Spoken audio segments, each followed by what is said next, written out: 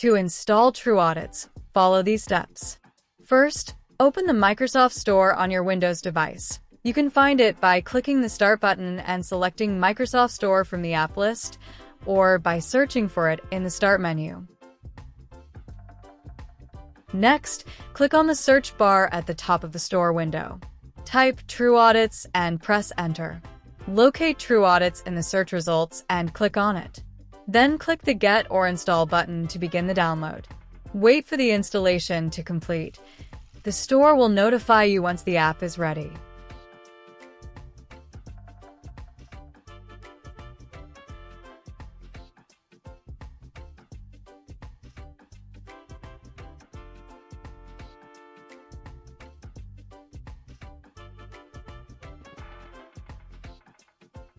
To launch truAudits after installation, click the Start button and look for truAudits in the app list.